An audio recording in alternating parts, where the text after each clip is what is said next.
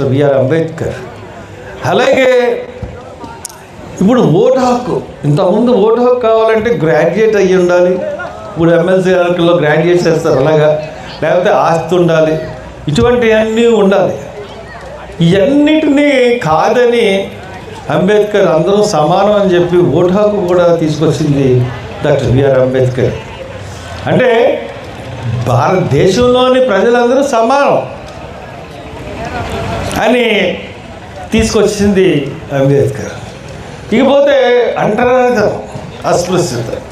అంటరానితనం అంటే ఈరోజుకి కొన్ని పల్లెటూళ్ళలో అంటరానితనం అన్నది ఉంది. 2 గ్లాసులు పెడతారు. ఇంకా కొన్ని బాగా మారుమూల ప్రాంతాలకు వెళ్ళినప్పటికీ మీరు ఎస్సీ అని చెప్పి వెళ్తే ఒక వారం రోజులు కూడా ఊళ్ళో ఉండలేరు. ఇంకా ఇప్పటికీ దౌర్భాగ్యం ఏంటంటే పట్టణాల్లో కులం చేసి ఇళ్ళు అద్దెకిచ్చే సంస్కృతి మరి ఎంత చెడు సంస్కృతో మనకి అర్థమవుతూ ఉంది. ఇంకా ఆ దుష్ట సాంప్రదాయాల నుంచి, ఆ దుష్ట తలంపుల నుంచి మనం బయటికి రాలేకపోతున్నాం. ఎన్నిటినీ రూపుమాపాలంటే అంబేద్కర్ యొక్క విధానం, అంబేద్కర్ ఆశయాలు, అంబేద్కర్ ఆశయాలే ఈ భారతదేశానికి పెద్ద దిక్కు. ఆయన విధానమే దేశానికి ఒక గొప్ప రక్షణ. మరి ఆయన ఇన్ని మేడం చెప్పారు, ఎన్ని విభిన్న జాతులు సంస్కృతులు అందరినీ కలిసికట్టుగా ఈ రోజున మరి ఒక పహల్గాం యుద్ధం వస్తే జాతి అంతా, భారతదేశ జాతి అంతా ఒకే త్రాటిపై నిల్చుని మరి ఆ శత్రువులకి ఎంత గట్టిగా ముస్లిం, హిందూస్, క్రిస్టియన్స్ అందరూ, భారతదేశం అంటే భారతదేశం అంత గొప్పగా కల్పించిన వ్యక్తి అంబేద్కర్. ఆయన రాసిన రాజ్యాంగం. సో అది మనం మర్చిపోకూడదు. అంతేకాకుండా మనకు హక్కులు కల్పించింది. ఈ రోజున నేను చదువుకున్నానంటే నేను ఎంఎస్సి చదువుకున్నాను, లేకపోతే మరి సారు ఆయన కూడా చదువుకున్నారు. ఇలాగే ఎవరు చదువుకున్నా ఓన్లీ డాక్టర్ బిఆర్ అంబేద్కర్. ఎస్సీసీలు ఎవరు చదువుకున్నా ఈ రోజున డాక్టర్స్ కానీ, ఇంజనీర్స్ కానీ, ఐఏఎస్ ఆఫీసర్లు కానీ ఎవరు చదువుకున్నా అది బాబాసాహెబ్ పుణ్యమే. ఇంకెవ్వరు కాదు.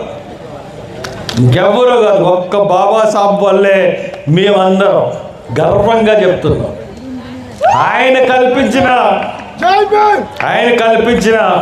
రిజర్వేషన్ని, ఆయన కల్పించిన స్కాలర్షిప్స్ని, ఆయన కల్పించినటువంటి హక్కుల్ని కూడా కొన్ని రాష్ట్ర ప్రభుత్వాలు హరించి వేస్తూ ఉన్నాయి. చాలా దురదృష్టకరం. అంటే అందరినీ సమానంగా చూడాలనుకోవడం తప్పు కాదు, కానీ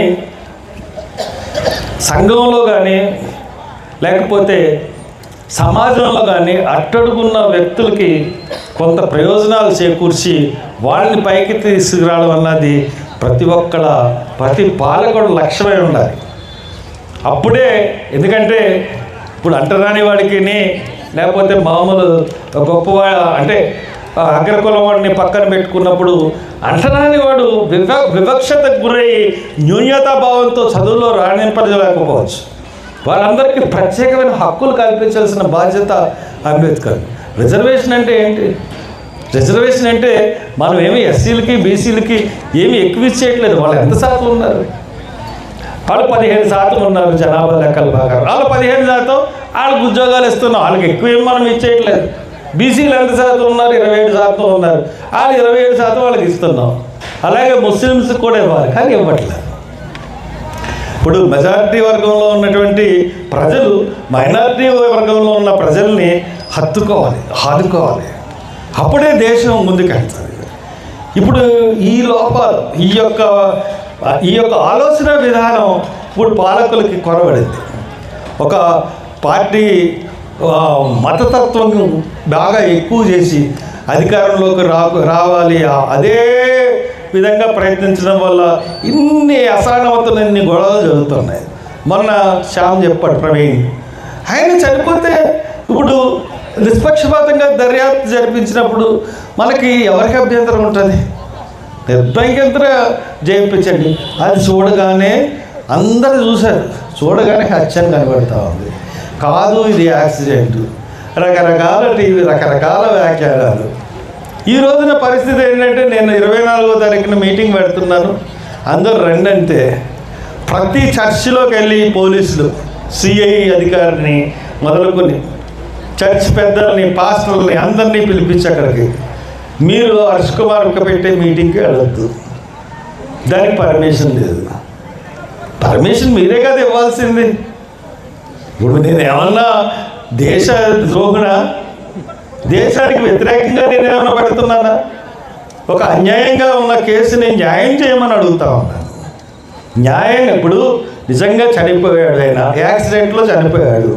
సరే, యాక్సిడెంట్లో చనిపోయాడు పాపం ప్రవీణ్ పగడాల అనుకుంటే, ఆయన ఇంట్లో ఉన్నటువంటి ల్యాప్టాప్ని ఐప్యాడ్ని పోలీసులు ఎందుకు సీజ్ చేసుకున్నారు, పట్టుకెళ్ళిపోయారు ఆయన ఇంట్లోకి వెళ్ళి?